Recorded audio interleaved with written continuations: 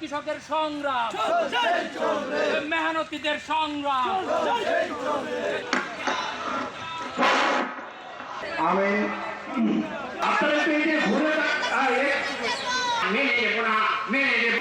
শেখ হাসিনা এই কলেজ মাঠে এসে ঘোষণা দিয়েছিল ফুলবাড়ির 6 দফা দাবিকে তিনি ক্ষমতায় আসতে পারলে চুক্তিবদ্ধ করবেন নির্বাহী আদেশের মাধ্যমে, কিন্তু তিনি আজ পর্যন্ত তা করেন নাই। আপনারা দেখেছেন কিভাবে আমরা তাকে পলায়ন করতে বাধ্য করেছি।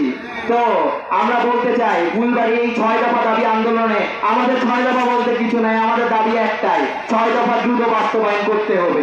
এই 6 দফা দ্রুত বাস্তবায়ন করার জন্য ফুলবাড়ি ছাত্র সমাজ, সাধারণ মানুষ, বৈষম্য বিরোধী ছাত্র আন্দোলন এই তেল গ্যাস কমিটির সাথে একসাথে একই কাঁধে কাঁধ মিলিয়ে বৈষম্য ভুলে, বিভেদ ভুলে, ব্যানার ভুলে কাজ করতে চাই। আমাদের দাবি একটাই, আমরা দ্রুত 6 দফার বাস্তবায়ন চাই।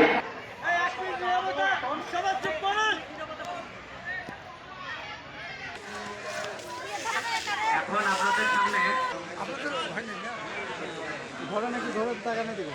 এইবার দিবে রিক্সা চালক, মুঠে মজুর, দোকান কর্মচারী ইত্যাদি।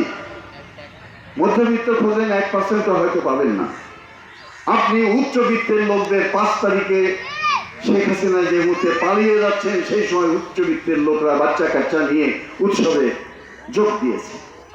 তাহলে এই যে শ্রমজীবী মানুষের সাথে যুক্ত হলেন, এই যুক্ত হওয়াটা একটা বিশেষ বৈশিষ্ট্য যে এই আন্দোলনের ভিতর দিয়ে, এই আন্দোলনের ভিতরে শ্রমজীবী মানুষ তার মুক্তির দিশা খুঁজে পাওয়ার চেষ্টা করছিলেন। ফ্যাসিবাদ উদ্ভব হয় একটা আর্থসামাজিক অবস্থার মধ্যে। আমাদের দেশের আর্থসামাজিক অবস্থা কি? লোকেরা ধনিক, অর্থাৎ আমরা দালাল ধনিক এবং সামন্ত বসে এই অর্থনীতি, এটা হলো অবকাঠামো।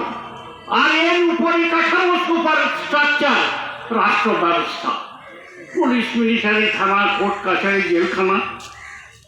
বর্তমান যে পরিবর্তন, এরা কোনো ফাঁসিবাদ ওই অর্থে উচ্ছেদ করবে না। ফাঁসিবাদ হাসিনার যে উদ্ভব হয়েছিল সেটা উচ্ছেদ হয়েছে, কিন্তু ফ্যাসিবাদী যে ব্যবস্থা সেই ব্যবস্থা থেকে যাচ্ছে।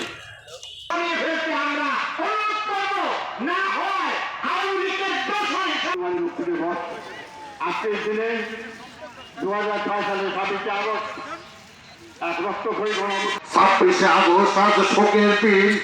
এই 2006 সালে এই দিনে আমরা একটা রক্তাক্ষয়ী অবস্থানের মধ্য দিয়ে, গণ অভ্যুত্থানের মধ্য দিয়ে তৎকালীন সরকারকে আমরা বাধ্য করেছিলাম 6 দফা চুক্তি করা।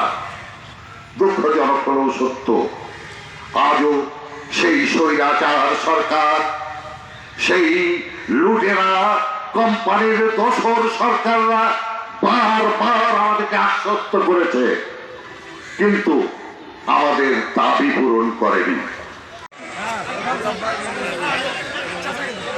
ঠিক আছে, ঠিক আছে, ঠিক আছে, রাখেন রাখেন রাখেন রাখেন।